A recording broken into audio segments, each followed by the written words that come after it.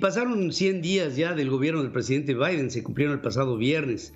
Fue un discurso que analizamos y que ahora me gustaría saber el punto de vista en ese análisis de Javier Treviño, que siempre es pertinente y por supuesto hay que escucharte, Javier. ¿Qué es lo que puede resaltar de todo lo que el presidente Biden trae como sus políticas? Hola Pedro, buenos días. Me da mucho gusto estar contigo de nuevo. Efectivamente, a mí me pareció el mensaje del presidente Biden de la semana pasada un gran mensaje. Fue astuto, fue sencillo, poderoso. Me gustó su estilo. Biden no es un gran orador, pero comunicó confianza y comunicó optimismo. Entonces era la imagen de un hombre bueno, sensato, nada de arrogancia, mucho sentido común. El discurso no fue abstracto, ni estuvo cargado de retórica y simbolismo, ni de imágenes lejanas. Biden se refirió a realidades concretas de la vida de las personas. Y creo que la audacia de las propuestas de Biden pues, va a iniciar una verdadera transformación. Y para quienes analizamos las políticas públicas, vimos con gran interés su visión sobre el renovado papel del gobierno. El gobierno, Pedro, no es el problema, sino debe ser la solución. Y la pandemia del coronavirus lo ha cambiado todo y ha creado un momento de emergencia para las naciones en el que pues, el papel del gobierno crece. Biden dijo, nuestro progreso en los últimos 100 días contra una de las peores pandemias de la historia ha sido uno de los mayores logros logísticos que este país, Estados Unidos, haya visto. Bueno, pues vaya que 220 millones de vacunas en 100 días, pues es un logro extraordinario. Y Biden fue a lo básico. Recordó lo que dice la Constitución de los Estados Unidos, cómo comienza y cómo se expresa. Y yo mientras escuchaba a Biden me preguntaba si en estos tiempos de inconstitucionalidad en México, el presidente López Obrador entendería la importancia de lo que significa la supremacía de la Constitución. Bueno, pero cada presidente responde a las necesidades de su tiempo.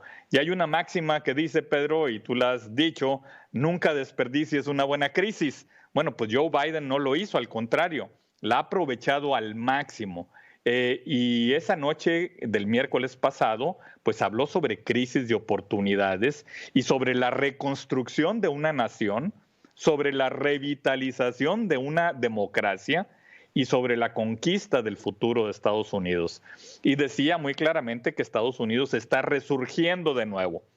E invitó al Congreso a aprobar, y eso es muy importante, a aprobar sus dos propuestas con una inversión combinada de más de 4 billones de dólares en español, son trillones en inglés, el plan de empleo, el plan para las familias estadounidenses, pero también Biden fue muy cauteloso y está consciente de la necesidad de explicarle bien al pueblo estadounidense la necesidad de ese gasto gubernamental, porque realmente, Pedro, esto entraña un grado de transformación social y económica que no se había visto en Estados Unidos desde la década de los años 60 del siglo pasado.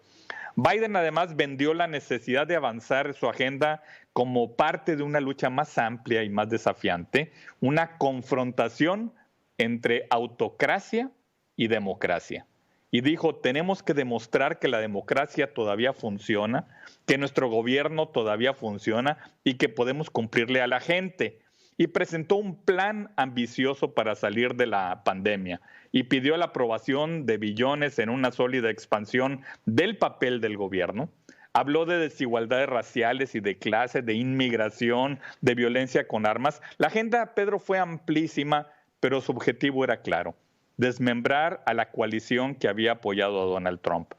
Estados Unidos está emergiendo de nuevo y debemos tomar nota en México, porque seguramente los programas de Biden van a tener un impacto positivo en la economía mexicana, pero hay otro mensaje muy poderoso de Biden cuando se refiere a su plan de empleo e infraestructura. Él dice que casi el 90% de los empleos en infraestructura creados por este plan de empleos estadounidense no requieren un título universitario y el 75% no requiere un título de asociado. Entonces, el plan de empleos es un proyecto de obreros y sindicatos para construir Estados Unidos. Y la lógica es clara: la recuperación va a generar empleos para los trabajadores, Con esos ingresos las familias van a poder educar mejor a sus hijos. Y es la visión, Pedro, de un demócrata centrista que no es irresponsablemente liberal. Y Biden declaró que la economía de goteo hacia abajo nunca ha funcionado y que es hora de hacer crecer la economía de abajo hacia arriba. Y prometió no aumentar los impuestos a ninguna familia que gane menos de $400,000 al año.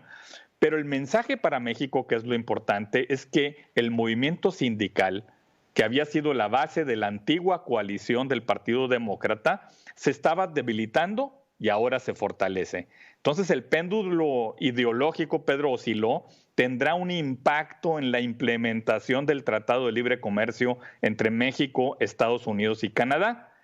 Y bueno, pues recordamos que hace unos días el presidente de México decidió no escuchar con atención las discusiones de los líderes del mundo en la cumbre del clima. Bueno, pues ahora tiene la oportunidad de conocer mejor la visión de Biden sobre el cambio climático.